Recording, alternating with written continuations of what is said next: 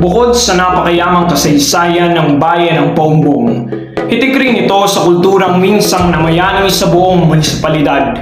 Hango sa salitang bumbong na isang uri ng kawayan na ginagamit sa pagkuha ng katas ng sasa na siya namang ginagawang suka, ang produktong nagpakilala sa mainam at likas na kulturang mayroon sa Paumbong. Isama na rin natin ang paggawa ng mga pawid na sa bawat hibla ng sasang hinahabi ay nagtataglay ng pagpapaunlad at pagsasabuhay ng mayaman itong kultura. Kabisig ng mainam na kultura, ang bayan ay nagtataglay rin ng isang matibay at matatag na pananampalatayang kailanman ay hindi may pagkakaila. Maraming paraan para buhayin ang kulturang napag-iwanan sa pamamagitan ng muling pagtangkilik, muling pagbabalik-tanaw, muling pag-aaral, maging sa paraan ng pagsasayaw. Kaya nating ipakita ang kulturang Paumbong, ang kasaysayan ng Paumbong. Ang bawat piraso ng dahon ng sasa ay sumisimbolo sa bawat Paumbongen. At ang bawat Paumbongenyo ay bahagi ng kulturang bumubuo rito.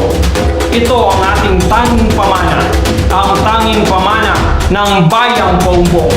Kaya halina, makisaya sa bayan ng Paumbong.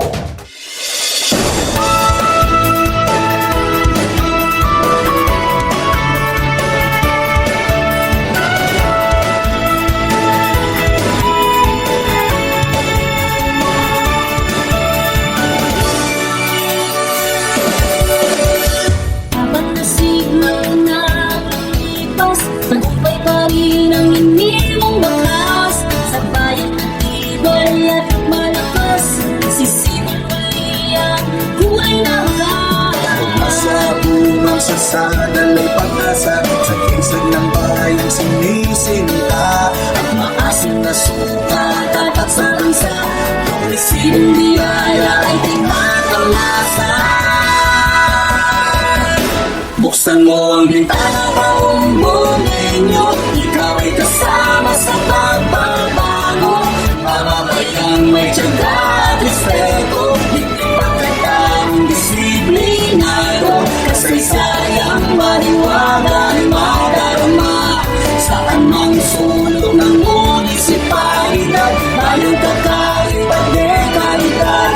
Tayo ay gusto, tayo ay tulong-tulong, halika na dito sa Paumbong.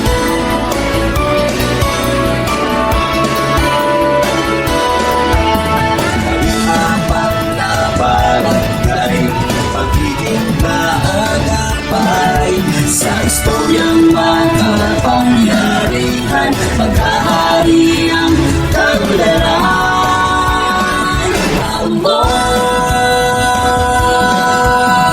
Walang di kayang abutin, bawat hamon ay kakayanin, pagsubok ay papasanin, tagumpay ay aanihin, makiisa, halika na! Buksan mo ang bintana, Paumbongenyo, ikaw ay kasama sa pagbabago. Mamamayang may tiyaga at respeto, may pagkataong disiplinado, kasaysayang maniwala ay madarama. Saan mang sulok ng munisipalidad, parang kakaiba dekalidad. Tayo ay lusmong, tayo ay tulong-tulong, halika na dito sa Paumbong. Kaya sama ka para sa Paumbong, makisa para sa Paumbong, kultura, tradisyon, pag-ibig, direksyon, inspirasyon. Buksan mo ang bintana, Paumbongenyo, ikaw ay kasama sa Paumbong.